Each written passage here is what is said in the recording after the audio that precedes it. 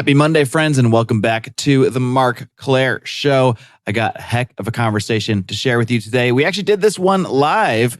For anyone who happened to catch it, I did this one live on the YouTube channel, so I do want to encourage you to follow the Marc Clair Show on YouTube, hit the subscribe button, ring the notification bell, all that stuff you're supposed to do so you don't miss when I do these live. Of course, patrons, Marc Clair Show premium subscribers, they get access to the full version of this episode, which includes the smoke-filled room. In today's smoke-filled room with my guest, we dive deeper into the conversation we had today, and we dig into some of the connections between the cult we're going to discuss today and the Q movement. Very interesting stuff. You get that entire show by becoming a Marc Clair Show premium subscriber. You have many methods for doing so, including a brand new one, Apple Podcasts. Now, if you listen through Apple Podcasts, it's as simple. It's just pressing a button. You can subscribe to the Marc Clair Show premium content, and it will show up there right for you in your Apple feed, just like that. So a very simple way for you to subscribe. Of course, you got Patreon, Subscribestar, all those methods that you can find over at marcclair.com. That's MarccLair.com. My friends, don't forget,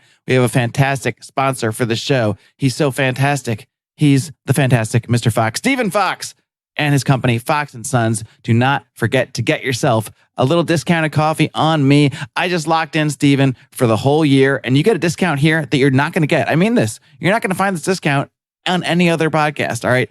18% off is the MCS discount because I've locked Stephen in for this entire year. You just got to use discount code MCS over at foxandsons.com. That's discount code MCS over at foxandsons.com. Grab yourself a bag or two of coffee. It's going to be free shipping on any order over $37.99. You got to check it out over at Fox & Sons. foxandsons.com, discount code MCS.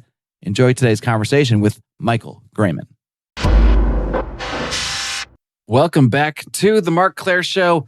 We are live once again here on a Friday night.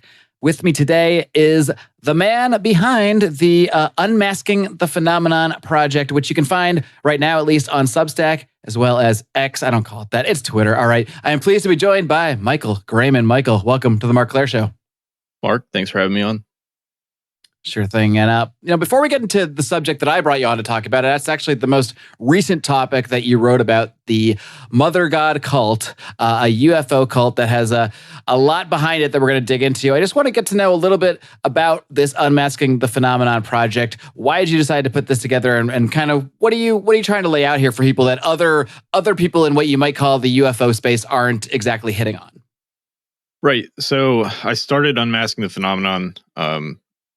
It took me a while to actually launch the project. I sat around thinking about whether or not it was worth it to do it for months and months and months. I commissioned the artwork for my logo and everything, I think probably back in August, and just was could never bring myself to do it. But the reason I started doing it was because I'm interested in UFOs, but it seems like everyone else is slowly becoming interested in UFOs as well. It's no longer this little bizarre conspiracy theory about Area 51 and Roswell. It's now, topics of congressional discussion. Naval pilots are going on the Lex Friedman show and Joe Rogan to talk about it. Bob Lazar's come out and started talking about it again. He's been quiet for roughly 30 years. It's just something that everyone's talking about now. And because no one has any background as far as reading or researching the subject, everyone is just kind of operating on the understanding that has been formulated for them over the last, 50 years of Hollywood movies and whatever little bit of news trickles out or what the mainstream media is comfortable sharing with you or wants you to believe. And so I was like, I should probably start writing about UFOs. It's far more interesting to discuss and read about than, what I do for work. And so I decided to try to explain to my readers, followers, whatever you want to call them, all 200 of them, how dangerous the phenomenon is. Because right now there's kind of two perspectives that's going around. It's either this is a national security threat, or our galactic brotherhood, extraterrestrial friends from pick whatever galaxy you want are here to save us, and this mean evil cabal is preventing us from making contact with them. And unfortunately, neither of them are accurate at all. And so I was like, all right, I'll start this project. I'll start writing about it. I'll start kind of covering topics. I hate the word journalism, but as a journalist, and try to give people, the unorthodox perspective of what the UFO phenomenon is. And that's kind of why I started it. Yeah, I mean, it is such a tricky topic to approach because as you laid out, even you and I, even people that grew up sort of informed in some vague sense about the phenomenon, reading about it, writing about it, that sort of thing. Even all of our sort of background beliefs in some way, whether we can help it or not, are shaped by things we've seen in the media, things we've seen in the movies. And it was only sort of as an adult that I started to really set into me how much of my own interest in the UFO phenomenon was not organic necessarily. It was not because the government was hiding it from me and I stumbled upon a secret document somewhere and started investigating it like I'm Fox Mulder here. It was really that because they had propagandized me to be interested in UFOs.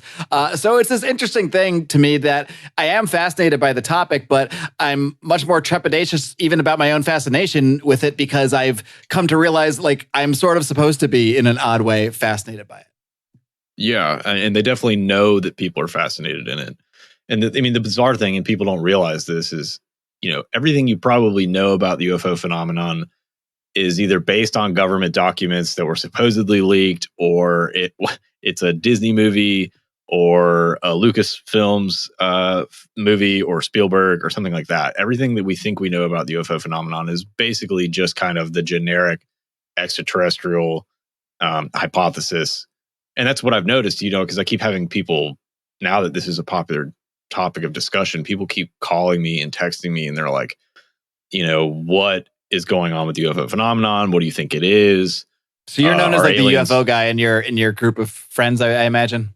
Some of them know. I don't tell a ton of people just because, sure, you can talk about UFOs publicly now if you're a congressional member or someone from the Naval Intelligence Office or whatever, but you can only talk about it from the acceptable parameters. You know what I mean? You can talk about the UFO disclosure movement, but you can't talk about, are these things harvesting souls? Even interdimensional, like that idea of an. You might even say there's like a 3x5 card of allowable opinion, to quote the great Tom Woods. You could just say in that. the UFO area as well. Absolutely. And so it's hard to try to talk to people about these subjects. And like I said, no one really knows what it is. It's just Area 51. It's Roswell. Maybe people know about Bob Lazar if they watched the documentary that came out in 2017 or 2018, whatever it was, by Jeremy Corbell. But by and large, no one has any idea what these things are, what has been written about them, who's been looking at it, who can be trusted. And like we've talked about this earlier, it's psyops on top of psyops on top of psyops. It's not meant to be this simple thing where someone has the answers. You might have some answers, but you don't know how. If information that's coming out is going to affect those answers, or how those things can make your answers feel unsteady or uneasy. It's just a difficult topic or field to explore. And because most people don't have time, or they choose to use their time arguably better than me, they go hang out with their family members and their friends. They do better things with their lives instead of sitting around and reading UFO books all day. I figured I would put some of that information that it's better than reading libertarian books, trust me. Yeah, I don't do that I used anymore. to read those, so. I can't remember the last time I picked up like a generic libertarian like Rothbard. Once you've read one or two, you've kind of read them all. Well, you can read Mises and then you can skip Rothbard. People are going to shoot me for this. You can read Mises and you can skip Rothbard and then you can go straight to Hoppe and then you're good. Forget human action. I want to read alien action. How do the aliens interact in the marketplace? But what does human action? What does human action have to say about aliens? Have the aliens read Rothbard? And if they did read Rothbard, would they understand our way of thinking? Yeah, did the same economic principles apply? That remains to be seen. But it is a really tricky topic, like you mentioned, because despite what we talked about here in the last few minutes, that it is our opinions on it and our thoughts about it are so molded by propaganda and by government leaks, quote unquote, and whatnot. At the same time, on the other side of that, there certainly is some sort of real phenomenon that people do experience. So it's not, if it was just all made up, it would be a lot easier to just say this is all propaganda. Well, it is all propaganda, but there's something real behind the propaganda as well. So that's what makes this, I mean, I think this kind of maybe in some way sums up the sort of minefield you have to navigate in your own approach to the subject. Yeah, it's true. I mean, like I still have people ask me, like, how do you know that UFOs or the UFO phenomenon is real? And I'm like, I thought we were past that. At this point, it doesn't matter if you think it's real or not. The government wants you to think it's real. But yeah, like you said, it's not, the phenomenon itself is real. Whether what the government is telling you about it should be trusted or has any semblance of truth is a completely different matter. And that's why people don't understand, because they don't read the case studies. They're not looking at the massive amount of, UFO contactee stories, and they're not looking at the people who are telling these stories or even talking to people themselves. I mean, when I talked to Diana Walsh-Pasilka, name drop, a year ago or whatever, she told me, like, you have to do field research to really get at whatever is going on, because if you don't talk to people, in person or hear actual stories, and all you're doing is reading case studies that you find in books, you're not going to know anything, because you have no idea what is and isn't real, and you're not going to be able to want to trust anything. And so you have to meet people and talk to people. And that's, I know people that have seen UFOs. I know people who have had encounters with beings, and it's definitely not this weird, bizarre thing that the government's talking about and is trying to trick people into believing is real. They might want you to believe a certain perspective and a certain theory about what this is, but the thing itself is happening. People are seeing it. People, that you wouldn't expect to see. For some of your followers who've read the book, The UFO Deception by Father Spirit and Bailey, he opens that book with a story about how his wife saw a UFO, and I don't know, it was 1970s or 1980s England. Why would a priest tell you that story before he tells you that the UFO deception is a deception? It doesn't really add up. When I read that book, I remember that's exactly what drew me into it so quickly, because I pick up this book called The UFO Deception.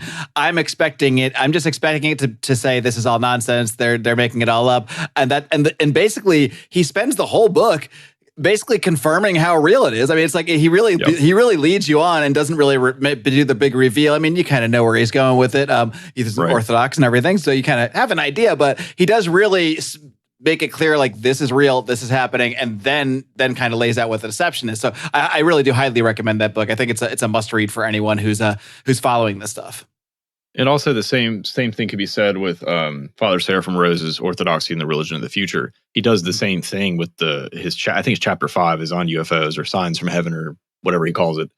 The entire chapter is like, there's clearly something to what these people are talking about and what people are seeing, because it's not just the government that's talking about it. It's not like they're aware of Roswell and they have all the information. It's like these things are contacting people, across the world. And that's you hear people talk about this all the time. Like, why are all the UFO sightings in the United States? They're in the Western world.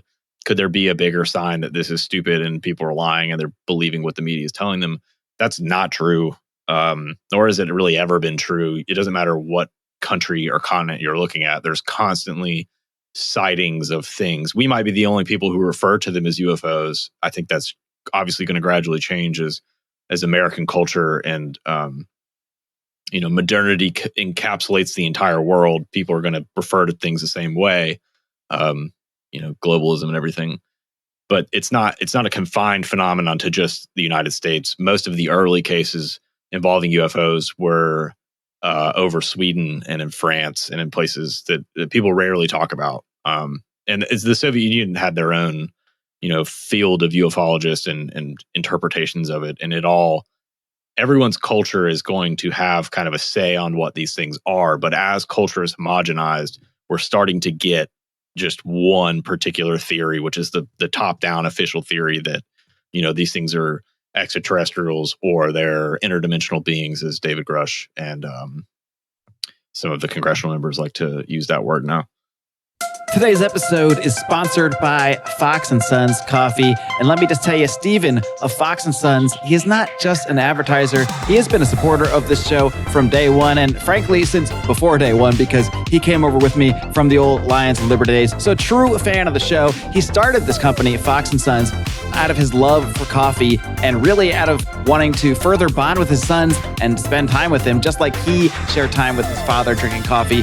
He also gets to teach his sons about entrepreneurship and business through this endeavor. So I'm so happy to have Steven and really his whole family, the Fox and the Sons, the whole gang, as supporters and sponsors of this show.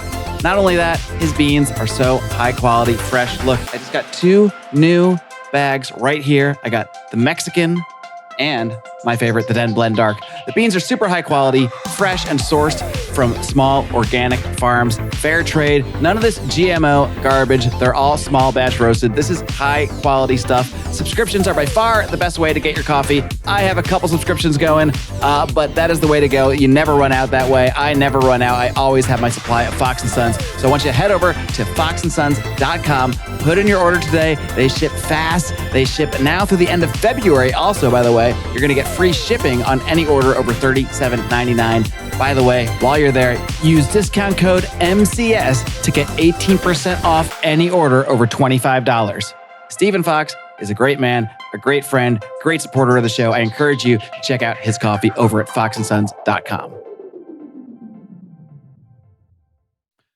Well, Michael, you mentioned that, one thing you mentioned is that this phenomenon is dangerous. It does harm people. So that is, I think, something we are going to look at today. We're going to be diving specifically into this.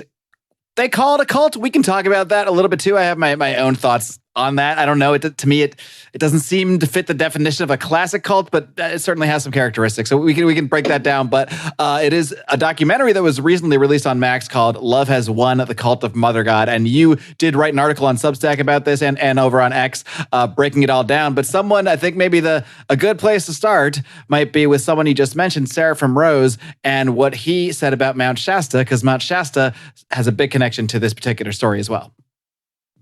Yeah, and that's kind of why I chose it as my jump off point for my article. I wanted to kind of give a nod to, I wanted to find a way to talk about John Keel, which he comes in at the end of the article, but I also wanted to talk about Seraphim Rose, which is kind of the basis for how I understand these things.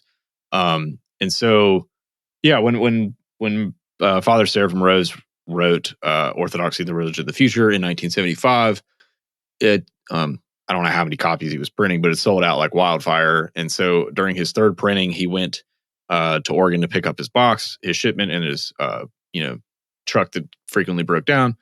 And he stopped at Mount Shasta, which is somewhere that he was familiar with, at least probably in the know about. It was is a kind of a weird occult neo-pagan hotspot for weird, open-minded, esoteric-minded Western people, but it's also like a sacred location for like several Native American tribes. And so on the way back, he decided to pull over and kind of sing Paschal Chants. It was right after Pascha, and that's Easter for Western Christians. And he decided to go back after he became a priest and blessed the mountain. But so Mount Shasta is, it's kind of an epicenter for occult and neo-pagan activities, as I said, but it's also, it was like the first place that Love Is One really kind of like kicked off. Love Is One technically was founded and started in Crestone, Colorado, which, if anyone knows anything about Crestone, Colorado, or the San Luis Valley of Colorado, it's definitely a bizarre place. I think it's in the top 3 of the area in the United States or the world, I can't remember, that has like the most UFO sightings every year. So it's definitely one of those weird little locations. It's also ground zero for horse and cattle mutilations. Like the first very well-known horse mutilation case came out of the San Luis Valley, like 45 minutes, 45 minutes from where Amy Carlson, who is the leader of Love Is One, started her cult. But yeah, so Snippy the horse it was named after it died. The horse's real name was Lady. that's like the first place for cattle mutilations and horse mutilations. Tucker Carlson has actually done. So it was named Lady, and then after it was found mutilated, they changed his name to Snippy? They changed his name to Snippy, yeah. And there's actually a UFO watchtower. What like an insult to injury. I mean, you get mutilated and then your name gets changed to Snippy. Yeah, it's a bummer. I'm sure Snippy, who knows how Snippy feels about it, but the horse skeleton is actually on display at, it's called the UFO watchtower. It's somewhere in the San Luis Valley. I don't think it's in Crestone. I think it's in Alamosa or something like that. But yeah, it's just this very bizarre area. So before or after Mother God, Amy Carlson, decides to leave that area, she's kind of got like a small group of followers. I think there's maybe 3 of them. And they go to Mount Shasta, and that's kind of where they begin their, we'll call it online ministry. They do a lot of live streaming and writing and talking, and she's hanging out with her cadre of followers, and they're all, well, at least she's smoking pot and drinking a ton of alcohol. They're doing mushrooms. They're probably doing acid, and they're talking and preaching love to the world via the YouTubes, but they're also, in contact with spirits or whatever. And so that's all happening in Mount Shasta for a little while. They end up leaving and going to Oregon at some point, where they burned down a house by accident. But yeah, that's Mount Shasta is kind of like a weird, I guess it shouldn't be that weird that's where they ended up starting off kind of like actively working out the cult, but that's kind of like an interesting spot.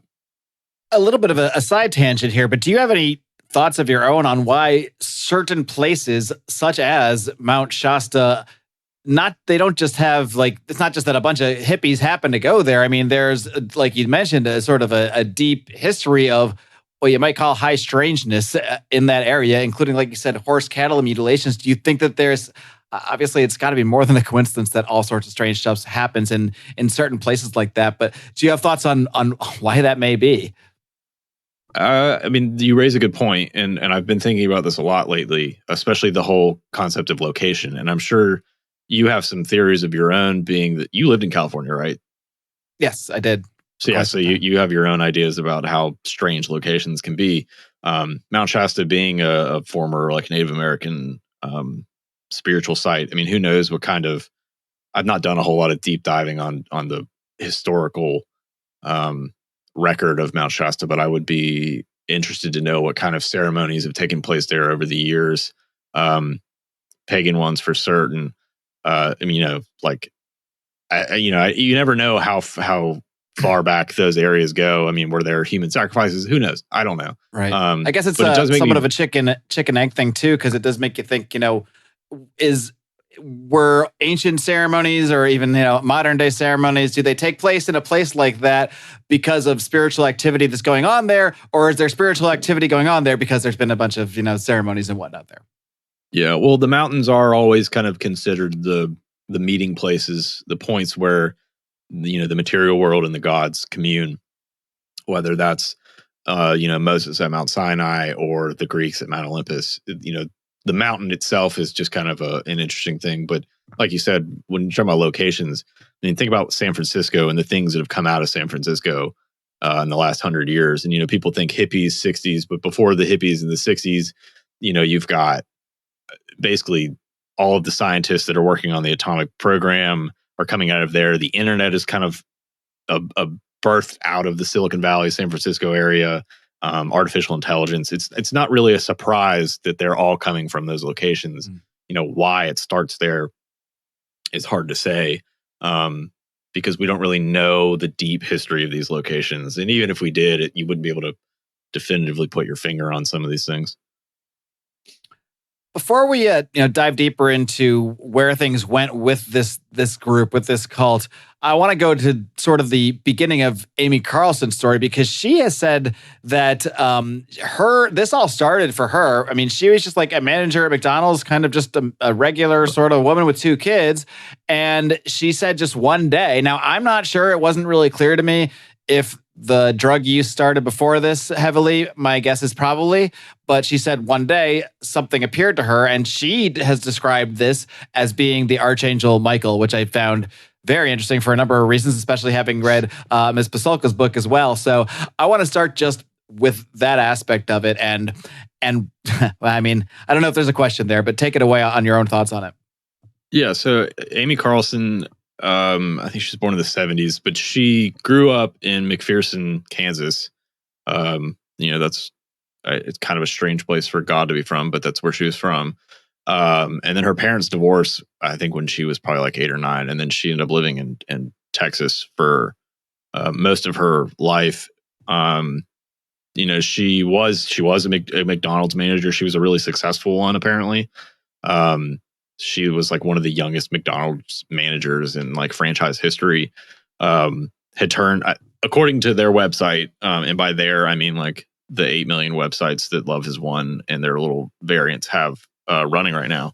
She turned like an F rating or a close to an F rating McDonald's into like an A rating McDonald's. She kind of had some trouble with men. She had a couple of baby daddies. She had 3 kids. But while she was putting down her son for a nap, she claims that a being that she understood to be Michael the Archangel showed up in her son's room and told her it's time, and then he just kind of disappeared.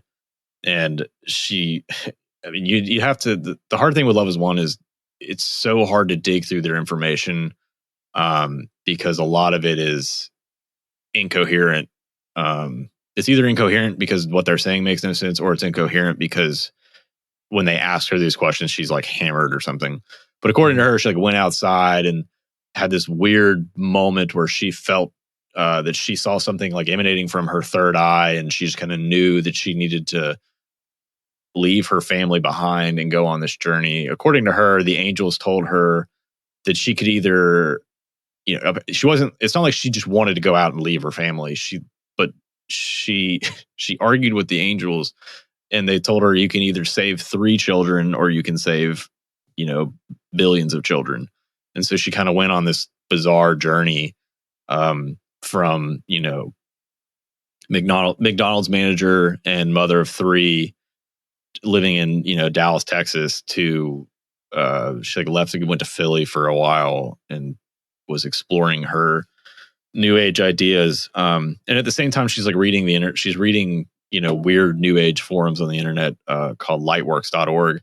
She meets this guy named Amaranth White Eagle, who's like this bizarre, like 70-year-old, 60-year-old man who's into new age stuff. And she like goes and I guess moves to Colorado with him. And that's kind of where she starts digging deeper and deeper into this, the new age, but also, I guess the point that I'm trying to make is that her whole entire, bizarre array of life choices is because she was supposedly encountering beings, which is something that's discussed in the documentary, but it's not really highlighted in any meaningful capacity. It's just kind of another bizarre component to her already strange, philosophy.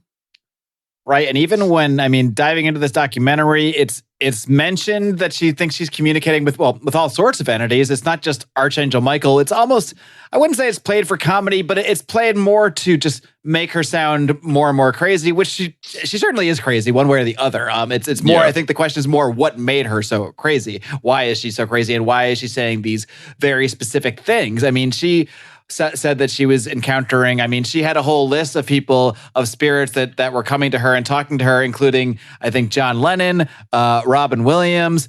Somehow Trump is involved, even though he's alive. I'm not sure how that part all worked.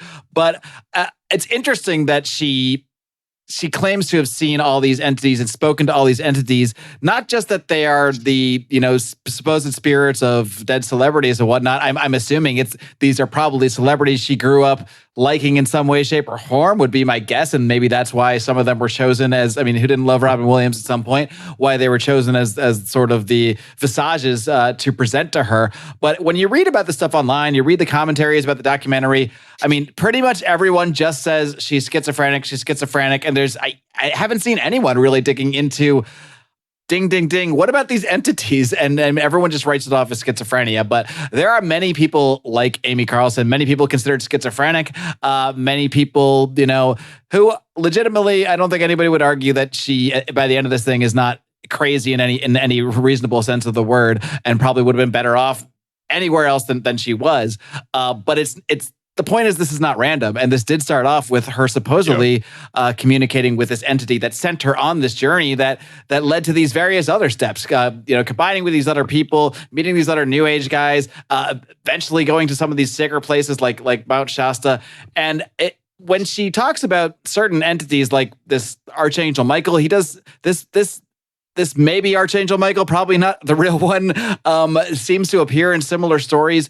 But what really struck me is this connecting them all to the Galactic Federation, because this is something we've heard in various stories of UFO encounters in the past, people claiming they've met different entities that represent certain planets or certain star system or the Pleiades or whatever it may be. And as you'll describe here a little bit, Amy Carlson's story is not completely, she's certainly not the only one to have a story like this and to be influenced in some very specifically similar ways. Yeah, I mean, there's tons of overlaps with the Love Is One cult and say something like Heaven's Gate. The one bizarre component to this is that only Amy Carlson died, whereas the entire Heaven's Gate crew killed themselves, with the exception of one member. But yeah, it's hard to figure out what's going on with Amy Carlson if you just watch the documentary, because like we said, it's her contact with these other beings, whether they have the stereotypical names that you hear people talk about within relation to the Galactic Federation, or just other weird contact groups or contact names or whatever. There's also this bizarre component where she is obsessed with celebrities. In particular, Robin Williams is kind of like her prime ambassador, is what she refers to him as, that she is in communion with, as well as an array of others like Tupac and Michael Jackson and Whitney Houston and all these other ones. And like you said, Trump. It's a star-studded lineup. I mean, yeah, according to them, some of these Galactic A-Team members are in the physical still. That's what they call them. According to Amy, Donald Trump was her father in a past life, which, if Trump had a kid that died early on, I don't know. I don't know anything about Trump's family background, but it doesn't really obviously make any sense. And like you said, the online groups talk about her as if she's just this crazy schizophrenic woman. She's insane. And certainly she's crazy. And she believes some very insane things, but she's not like your stereotypical schizophrenic. Schizophrenics don't draw crowds of people around them. They're usually kind of reclusive and reserved, and they kind of stop talking in the middle of conversations. They have a hard time looking people in the eyes. They get distracted. Their lives are just disheveled. Her life was not disheveled, and her being schizophrenic doesn't explain why everyone else around her also believed her. You know what I mean? That was my big thing. I was like, sure, even if she is schizophrenic, why do all these people believe what she's telling them? Not only that, but towards the end of this, as you described too, I mean, I think towards the end of her life, they seemed to believe it more than she did. And because, as you mentioned, she was even asking to go to the hospital towards the end, and they were saying, no, she doesn't know what she's saying. And I think there was a couple scenes where she was sort of saying, like, maybe I'm just crazy. Maybe I don't even know what I'm talking about. Maybe I'm making all this stuff up. And they're like, she's not feeling well. She's saying she's crazy, but we know this. I mean, it's like they were more brainwashed than she was by herself.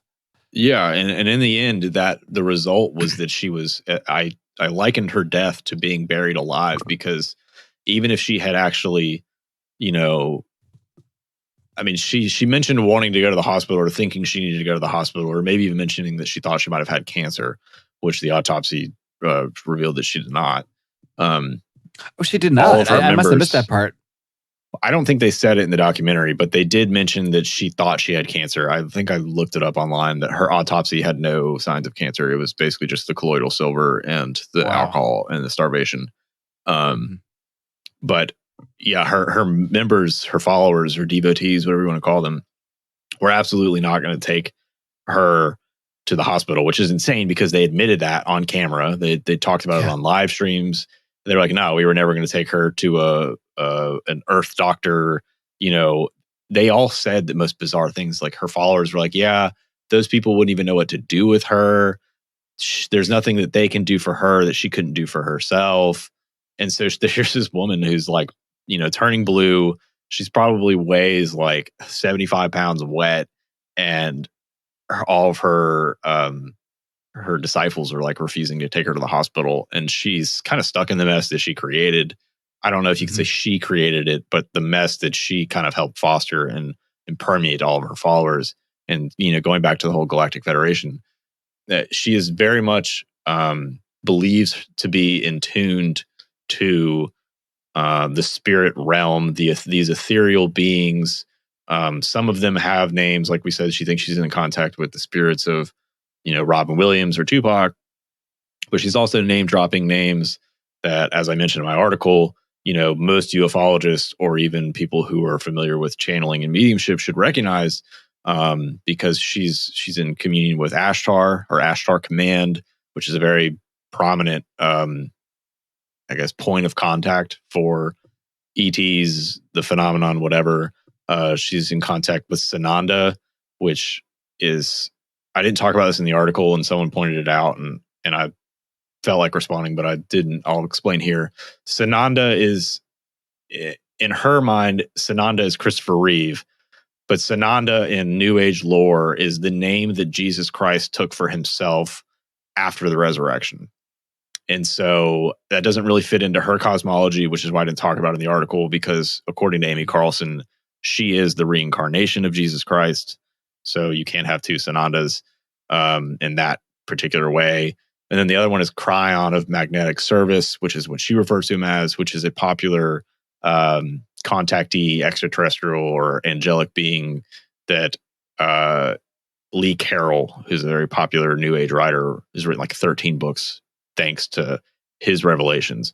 And so you have this woman who is supposedly in contact with all of these extraterrestrial beings or ethereal beings or galactics or angels or whatever you want to call them, or whatever she wants to call them. And she uses those terms somewhat interchangeably too. She'll say galactics, she'll say angels. I mean, it's not always clear if we're from planets or if we're from heaven or what. And I'm not entirely sure if she knew. They certainly don't have a coherent framework for you to look at and go, okay, now I see what these things are. They don't really know. They just know what they're being told, and they're believing it. And it's the beings, whether it's Ashtar or Robin Williams or Count Saint Germain or whoever, it's these beings that are telling her that she's divine. And my problem with the documentary is that they try to rationalize this as an Amaranth White Eagle, who's her strange 70-year-old, I don't know if they got married or not, her first father god. Apparently he convinced her that she was divine and that she just took his ideas and ran with it or something. And then you have these other stories from other people who left the group who were like, we tried to tell her that she was not God, but members within the group kept affirming to her that she was God. And so she could never really get out of this group of yes men and bad actors. And none of it really adds up or makes sense. It doesn't explain why these people believe these things, let alone why she believes these things. But the contact with beings seems to be a consistent component to Love Is One from beginning to end. It's the reason she leaves to begin her, what I jokingly refer to it as a public ministry, but it's the reason that she, it's the reason she died the way she died. It's the reason the group members expected something to happen after she died, which didn't happen. It's kind of it's a stereotypical UFO religion in any way you look at it, but the documentary, especially the trailer, does not highlight this in any kind of meaningful way. And that's just something that I knew from reading about, UFO religions and just kind of absurd UFO cults. And so I was able to kind of write that down and kind of give that perspective for people who didn't know about this stuff. Yeah, they really do not play up the UFO aspect at all, the documentary, which is kind of surprising considering the recent push for things, I guess. But it's more just, they have the scene where after, I'll just, spoiler alert for anyone, I'm gonna talk about things that happen in this, but it's still worth watching. After she passes away, and she passed away, like you said, they kind of talked about her having cancer, but I guess she really didn't. But like you said, she was basically drinking alcohol all day and colloidal silver all day. And I'm not going to, I've been hearing about colloidal silver for a long time. I have no idea if colloidal silver has actual benefits. It very may well be, but what I'm very certain of is if there is any benefit at all to colloidal silver, you're not supposed to take it in the amounts that she was taking it in. She was chugging like glasses of this stuff. And whenever I've seen it sold or talked about, it's always in the form of like a tincture and a drop. And so even to whatever extent it may be, have benefits, I am certain that she was not using it in the proper ways. I mean, there was even, one of her last father gods, the super psycho one, there's that one scene where she's barely coherent and he's just feeding her this colloidal silver and saying, well, she's got to take her medicine. Doctors are going to say that she shouldn't, but they don't know. And it really is sad because you're seeing this woman just die in real time. And like you said, she's getting frailer and frailer. I mean, she started off as really a very attractive young woman and deteriorated into ultimately just a blue corpse that was not the end of the tale because, like you said, that they expected something to happen. So after the death of Amy Carlson, first they kind of sat around with the corpse for a few days, and then they took it into the woods because they were just kept expecting the whole idea. It was almost like Heaven's Gate, but not for everybody. It was like they knew Amy had to die because she had to leave the 3D. She had to leave her body behind so she could ascend up into the 5D or whatever it may be. So it was Heaven's Gate where only the founder needs to die essentially. So, but they took her out to the woods and are just waiting for this. They're basically just waiting for the spaceship to come and take her up or take them all up. Like you said, that never does happen. But I want to go back to, you mentioned a few other similar cases, because what I really, really want to hone in on here is like, I don't know where Amy got all these names. It's possible that she heard about some of this stuff in reading other New Age writings and stuff like that. I can't dismiss the possibility that a lot of these names she has brought up were maybe just a crazy person who took a lot of drugs and put a lot of this stuff together herself. It's possible. However, considering that there is a long history of people that seem to have similar stories of entities telling them that they have these very same names, and not just in recent history. I mean, a lot of this stuff goes way in the past. So how do you tie all this? How do you tie all this stuff together?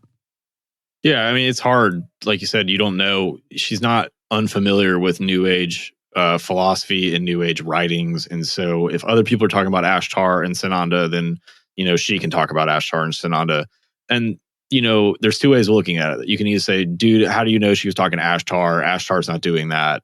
And at the same time, you can say, okay, well, if Amy Carlson was expecting Ashtar, then why not send Ashtar? And it doesn't have to be the same being, as long as people are saying the same, it's the same way with all the UFO stuff. It doesn't matter if what these people see is real. It's what they believe and how they act when they see it. So Amy Carlson believes she's in contact with Ashtar Command. Whether it's the Ashtar Command, is by and large irrelevant. But it's interesting that that's the name that she chose, and that she's obsessed with starships, and she's basically doing the exact same thing that other UFO contactee groups have done in the past. Like I said, Heaven's Gate. It's basically Heaven's Gate, but only for Amy Carlson. And if you look at all these UFO cults, they live out these weird, inverted, almost kind of demonic variations of like Christian theology, where so Amy Carlson fully understood her death to be some kind of martyrdom that would save humanity. She viewed it as her cross, which is insane and bizarre. But at the same time, her followers actually thought she was going to be resurrected. They thought that she told her followers that she was going to be assumed. I guess I don't know if ascend or assumed is the right word. She would ascend into the 5D in her physical body. And so when she died, they took her backpacking in Oregon. They tried to go to they actually had to leave Mount Shasta because an RV group, or a bunch of group of people at the RV park were like, there's too many people, get out of here, it's COVID. And so they left and went to Oregon. But they took her backpacking in Oregon, expecting her to just wake up and ascend into heaven. And the reason I'm talking about assumption versus ascension is ascension would be on her own, whereas assumption, like with the case of Mary, Christ's mother, the Theotokos, she was assumed into heaven with the help of Christ and the angels.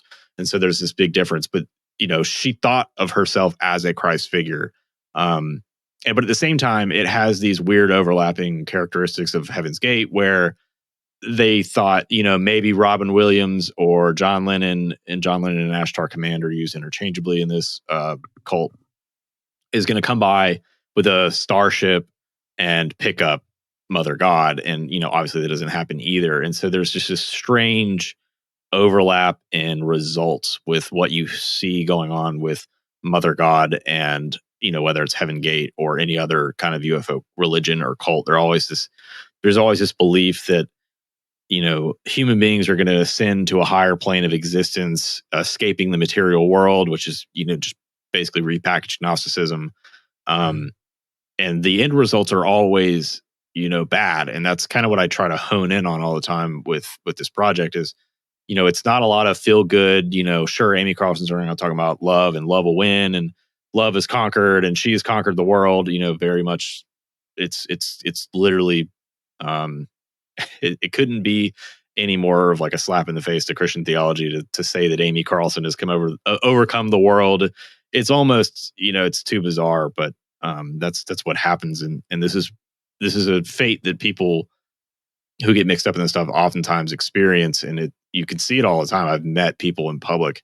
A friend of mine were getting beers not that long ago. We were talking about church and this guy heard us and he came up and, he was smirking and laughed. He's like, "Can I join you guys in a conversation?" And he sat there and basically pitched to us Hermeticism and the Kabbalah and tried to explain to me that the only reason we die when we get hit by cars is because we believe we'll die. And I asked him, I was like, "Have you seen a UFO?" And he's like, "Of course." And I'm like, "Okay, here you go." So there's all these weird instances. You just knew that there's going to be that overlap. Yeah, there's always that overlap. And not everyone does this. I'm not saying that every UFO contactee becomes Mother God or believes New Age concepts. The bizarre thing about the UFO phenomenon and the reason I write about it is because it helps people to realize other truths about the world. For a long time, human beings have just believed that there is no spiritual realm. It's just the material world. It's just Richard Dawkins and Sam Harris material atheism. And, the whole realization that there's something else out there is cutting in several directions, but it doesn't always have to be New Age philosophies and New Age religions. There are frameworks to understand these things. If people know to look for them, which I don't think most people know. And also the Western mind has this tendency to try to be an objective observer about what there is going on in the world and try to understand this stuff scientifically and look at all of the things going on and kind of make an informed decision. But you can't do that with this because it doesn't behave rationally. It does a lot of irrational things. And it can lead people to very dark places. It is interesting because, she kind of, you call it a UFO cult, and it essentially was, in the sense they were waiting for a spaceship to come take them up. But for her, it didn't start with a UFO experience. It did start with this appearance of this entity. And but for many people, and it's interesting because, as you mentioned, Diana Pasulka's book. In her book, there are several people who have an encounter of some kind, and they take it as an angel. And for some people, it did seem, at least for like one person in mind I can think of, it did seem like that person became a Christian and became religious and seemed to better their lives, if nothing else. But that still raises the same question of what exactly is this, and why are people being sent down certain paths by whatever these encounters may be. And they're not always as extreme a case as with Amy Carlson, but as you mentioned, this Ashtar figure, she's not the first person to bring it up. Can you talk a little bit more about this Ashtar figure and where it keeps popping up? As you mentioned, John Keel earlier, this is something he has written about a bit in his work as well. Yeah, so John Keel definitely does discuss Ashtar in his book Operation Trojan Horse, which he wrote in 1970. So, like I said, Ashtar is not some new phenomenon. He's not a new name. He's something that should be well known to most people. Ashtar is weird. The name Ashtar in the context of UFO encounters or contact, I guess you should say, is the 1950s. The first known official story about Ashtar was he made contact with this man named George Van Tassel, and at his UFO contact center which he set up in the 1940s, right after Roswell, hoping to, I don't know if he wanted to be Dr. Stephen Greer before Dr. Stephen Greer and sit out in the desert and contact the spirits. But that's how he made contact with Ashtar. It should be worth mentioning that his UFO center that he made contact with is not far away from where L. Ron Hubbard and Aleister Crowley and Jack Parsons used to do satanic rituals in the desert to try to contact spirits as well. Maybe like an hour to 2 hour distance between the two locations. Which raises that same question about certain locations having some sort of, deeper connection to the spirit world or something like that. Right. But so Ashtar has been, as I say, and as John Keel has been saying, and as even Richard Dolan has talked about this in his books, also for people who don't know anything about UFOs, if you just kind of need like a general background on things, Richard Dolan has a good book called UFOs for the 21st Century Mind, I think is what it's called. It's a pretty good overview of what people have said and believe about the UFO phenomenon. And Richard Dolan is very good as far as not buying a bunch of crazy stories and pitching them to you. He kind of takes a very I don't know what's true. I don't know what's true. I'm just going to tell you what's happening. Very much a historian. But so he talks about Ashtar in his book as well. And he mentions that it doesn't matter how many times people are duped by this thing. They still believe whatever the next Ashtar prophecy is. But so apparently, according to George Van Tassel, through his connection to the universal mind, which is very new agey and it's in the way it sounds, and that with the help of some beings like Ashtar, he was able to make contact with someone like I think he was in contact with Nikola Tesla, which is sort of like Amy Carlson in the sense that Amy Carlson thought she was in contact with the dead souls of Robin Williams and Count Saint Germain and all these other people. But the difference between George Van Tassel and Amy Carlson is that George Van Tassel built this strange, I don't even know what to call it. It's this very bizarre Tesla-esque energy building. I don't really have no idea how to describe it, and I'm not science minded at all. But he built this thing out in the desert, and people still apparently don't know how it works. Apparently the acoustics are really good, and there's a lot of very famous musicians who've done concerts in his little weird contraption that he's made out there. But there is this weird phenomenon of people in contact with what they call non-human intelligence, whether they believe they're ET or angels or interdimensional beings. And sometimes they tell you to drink colloidal silver and that you're, the mother of all creation. And sometimes they give you scientific knowledge. And we talked about Diana Pasulka's work multiple times tonight. Her book highlights how, several very, I don't know if you can call them famous because they're not known to us. There are several very successful scientists over the years who have believed to have been in contact with non-human intelligences and had great scientific success. And that's why a lot of these people kind of view this phenomenon as something benevolent. And, they assume they're working with the angels because why would demons or why would these, malevolent beings give you breakthroughs with energy, clean energy, or breakthroughs with biomedical research or whatever it is that these beings are supposedly supplying their points of contact. And like I said, it's not obvious what's going on, but Jack Parsons is supposedly in contact with non-human intelligence, and he basically helped build the American rocket program. No one views the American rocket program, as far as I know, as some kind of evil thing. They might view it as bad. I wouldn't say no one. Yeah, well, I mean, some people think that that NASA is a shady organization and that we haven't actually gone to space. Fair points. But that doesn't mean that the rocket program itself, that's the pinnacle of American achievement, right. No one thinks the concept of a rocket is necessarily horrible. Right. That's what I'm trying to get across. Yeah. No one views that, but the reality is Jack Parsons was, in the desert with his wife trying to conceive children while L. Ron Hubbard was conducting, sex magic ceremonies and he viewed himself as the Antichrist, which this is my only complaint about Diana's book is that she acknowledges Jack Parsons. She did not necessarily discuss what specifically he believed about non-human intelligence and his role with it and his contact with it, because he was very much a Satanist who believed that he actually believed that he was the Antichrist. And those are the people that get mixed up with these things. It's not always Amy Carlson, as we've discussed. It's sometimes it's Jack Parsons, sometimes it's Werner von Braun, sometimes it's Stephen Greer. Some people think Stephen Greer is just lying and he's not contacting anything and he's just making things up about the desert. But I'm not of the opinion that Stephen Greer is lying about contacting spirits in the desert. I just don't have the same optimistic opinion about what he's contacting.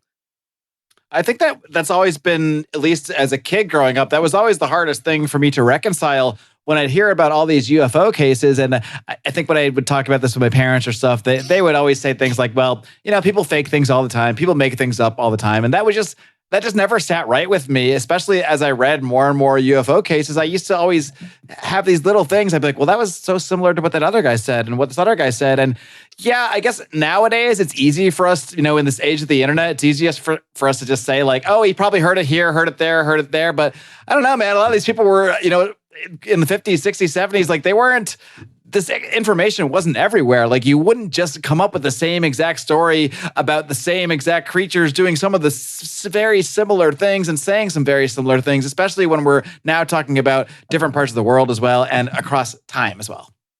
Yeah. And, for years you hear people say this, especially within like the context of like the Betty and Barney Hill abduction case. They're like, okay, well, did they know about gray aliens beforehand? Were they primed to have this, this image concocted in their mind when they underwent hypnosis? Did they watch UFO TV shows or movies beforehand? And people ask me all the time, like, what have people seen beforehand that made them believe this was real? And in the case with Betty and Barney Hill, I think they found out, I think Diana actually read about this. There was a show that came on like the night or 2 nights before they were abducted, and it had these weird little gray aliens with the almond eyes, but they weren't really watching it. I think it was just like on in their home, and it was just kind of one of those weird things where like, sure, they might not have been picking up on it, but the subconscious was. And so, but that doesn't mean that something didn't happen to them. And that's kind of the real bizarre thing is this whole phenomenon is something it's like trying to hit a moving target. It's not obvious what's going on and whether or not people can be trusted, and most people can't be, but it's hard to kind of pinpoint what is authentic and what isn't authentic. And that's why you have to do all of the reading. You can't just kind of like believe everything everyone tells you, and you have to kind of vet things for yourself because there's just so much. And, when people ask me all the time, like, how do you know the UFO phenomenon is real? And I'm like, go read the cases. There's so many cases that after you read them for a while, it's boring. Like, it's honestly boring. Yeah. You're like, oh, I know what's going to come next. Yep. And then and it's just, it's the same bizarre story after another. And it's the same kind of general, it's almost like there's a format that they kind of all follow. Sure, there's little bizarre components like, okay, this extraterrestrial offered this, man, pancakes in this particular encounter story. And in this one, there were tall blonde figures as opposed to little gray men or whatever. There's all this these time it's an electric variations. Raccoon, but it's always something. There's always something different and unique, but there's a thread that goes amongst all of them, and that they're all basically the same kind of encounters. And the reality is most of the people that tell these stories, they like refuse to have their names revealed. They don't feel comfortable having people know about it. The people who have talked about it have their lives ruined. It's just not something that you can, like the Mothman case in particular. It's not like anyone gets rich and famous for discussing an encounter they had. That is not really a thing. No, I mean, that might be changing now. I think about Chris Bledsoe's. I'm not accusing Chris Bledsoe of getting rich on his story. I have no idea if he's making any money or what he's doing. I mean, for all you know, he's taking the money he makes from his book sales and putting it back into UFO research or something. But there's definitely the days of being Travis Walton and having your life upended for telling your story, or something like that, or being fired from your job because you're all of your, that's why you can't do the whole, they're schizophrenic. I'm like, maybe Amy Carlson was schizophrenic, maybe she wasn't, but there's plenty of people who see these things and don't act like she did, but still believe and think these things, and you wouldn't consider them schizophrenic. You probably go to work with some of them. Or maybe she is schizophrenic, and we need to redefine what causes schizophrenia. Maybe. Well, according to John not going to go too far down that road, but according to John Keel, encounters with UFOs can make you schizophrenic. Well, I believe if I'm not mistaken, I believe the first person to actually say that they saw a saucer was actually a schizophrenic. The first person that came up with it and said I actually described it in the terms of the modern day UFO. I don't have that information on me, but I have seen that. No, not Kenneth Arnold. There was somebody before that. I wish I had this in front of me. I'll try to maybe get it off air. But it was. I feel like it was late 1800s or early 1900s, where it was someone that said they saw this thing and drew it, and that person was a schizophrenic. Interestingly enough, I'll try to track that down in the meantime. Yeah. But going on what you just said, and I always want to point this out for people when talking about the phenomenon. Sure, some of it's flying saucers, some of it's, now you're talking about jellyfish, which, we might talk about that in the smoke-filled room. Sometimes it's triangles, sometimes it's pyramids, sometimes it's orbs, whatever. The UFO phenomenon, as we understand it, is constantly kind of, in my opinion, it paves the way for science. If you look at UFO encounters for the last 125 years, they always show up in some kind of technological capacity before the real technology exists. So you have in the 1890s, before the Wright brothers are flying, you have the appearance of these basically airplanes. They're, strange, bizarre airplanes that people are like, how do these things run on kerosene? This is bizarre. They have lamps and all kinds of expected technology on them. And then, the airplane comes out, and then you have helicopters appear. They have they call them phantom helicopters start appearing before helicopters are invented. You have phantom rockets appear before you have rockets appear. There's all of these weird. It's almost like they're paving the way for what's to come, and they always appear in the way that you don't expect them to, but that just kind of predates what's to come. And you can see that specifically with airplanes and the Wright brothers. And even in the past, I think there's really bizarre medieval UFO encounters of people seeing ships, and I mean like boats in the sky, UFO sightings where they drop anchor.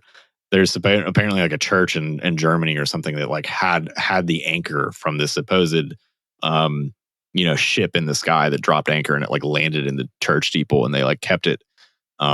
There's all these really bizarre stories that don't necessarily seem to, they never make sense. That's the whole point, because it's meant to confuse you.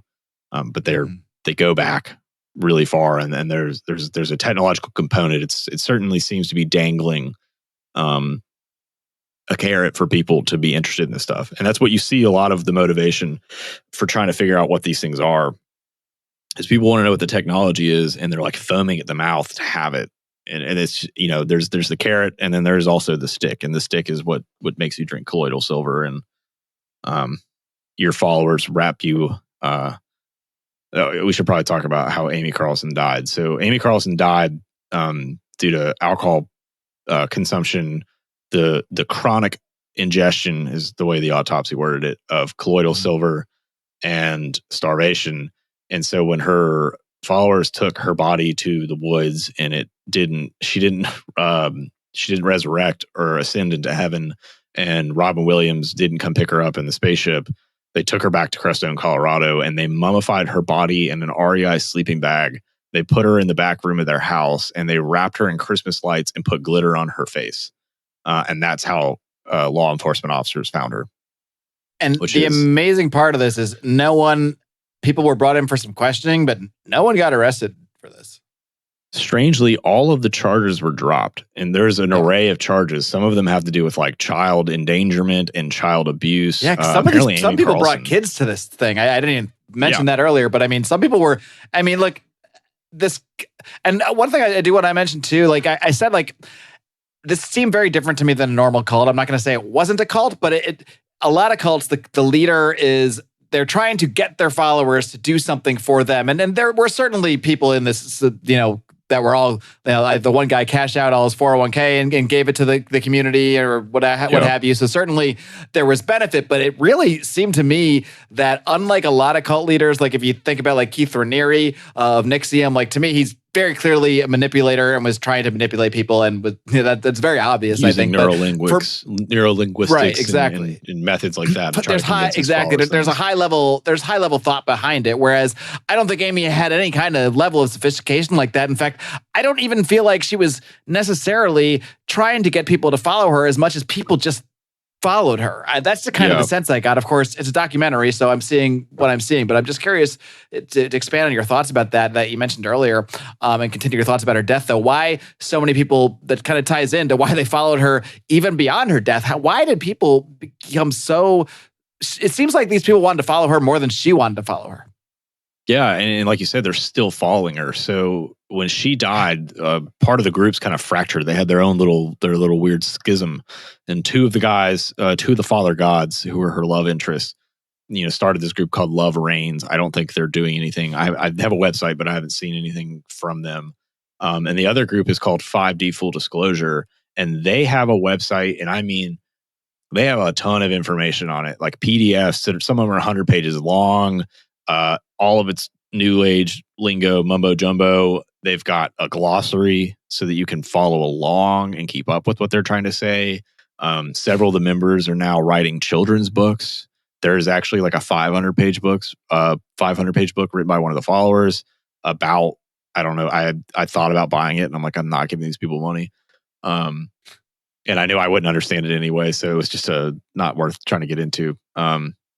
But it's hard to figure out why these people believed her, let alone why she believed herself. But and the documentary talks about it. There are people there who are like, they felt spiritually dead inside. One of the girls' boyfriend broke up with her and she lost her job. There's all these kind of rational explanations for why people would go looking for something, but it doesn't explain why Amy Carlson's, there's plenty of religions. They could have all gotten into yoga and started doing, Buddhism or something more coherent. Right.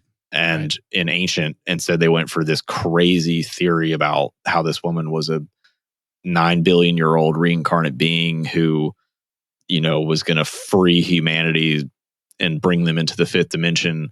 And like you said, it's the most incoherent theology ever, which is so bizarre compared, if you look at L. Ron Hubbard and you look at Scientology, whatever you may think about them, at least the guy was a fiction writer. He knew how to tell a story, even if you thought they were good or not. There's he kind put of the work in, you got to give him that. Yeah.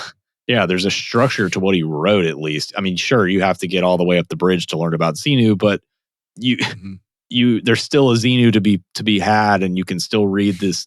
There's books, I'm sure, and everyone's reading his books and watching movies and stuff. But there's a coherence, at least some kind of coherence to it. You might not agree with their practices, but you can still say that he has like an actual creation story and a theology and a cosmology of what his religion is. And you can't do that with Amy Carlson at all. It's just a mix mash of new age buzzwords, Eastern mystic religions, and even some Abrahamic stuff, which, like you have Archangel Michael. Why Archangel Michael, who is, God's angel that he sends to protect Israel, why that guy is going around telling you to chug colloidal silver and go on this public ministry doesn't really make sense to me, but she believed it, and her followers. There's certainly some odd casting choices, I'll say. Yeah. Well, Michael, there are a couple more aspects I want to dive into on this with, but I think we're gonna do that over in the smoke-filled room. So we're gonna wrap this one here, the live stream here on YouTube. So before I let you go, I want to make sure everybody knows where to find your stuff. You're pretty new with this project. I think it's only a few weeks or maybe a month or two old. So you're still really in the mega growth stage. So I want to encourage everybody to hit you up on X, follow you on Substack, and keep following anything else you're doing. But feel free to give people the full roundabout. Yeah. So, like I said, it's pretty new. I think we're like on day 21 or 22 of when my first article came out. No, we're not. My first article came out on January 1st. So it's only been, there you go. You're it's a baby. pretty new days. So follow me on X. My @ is Unmask the Phenomenon. It's probably best put in the show notes, instead of trying to explain that to people. Also, same thing for Substack. You can follow me on there. I might do a podcast. I'm still trying to decide. I've already talked to some people who have agreed to come on the podcast and talk to me. we'll see if I end up doing it. But people like Father Turbo. Actually, no, Father Turbo is not confirmed. He is currently dealing with some ailments. He fell on some ice and is having knee surgery. But I've talked to him. I've talked to David Granosky, which I recorded an episode with him. It was probably less coherent than this. And I've talked to Diana Pasolko and a few other people that would be interested in coming on. So there might be a podcast, there might not. I don't know. I prefer to write to talk, but this was good. So anyone who's interested, you can go follow me over there. I'm working on another article already. I won't tell you what it's about. So you'll just have to wait and see. All right. Well, wait and see. I will. And, so this is the call to all the Marc Clair Show listeners and whatnot. If you enjoyed this conversation, you got to go bombard Michael here and make him do this podcast. So that's what I encourage y'all to do. Michael, thank you for joining me, and I will see you in the smoke-filled room.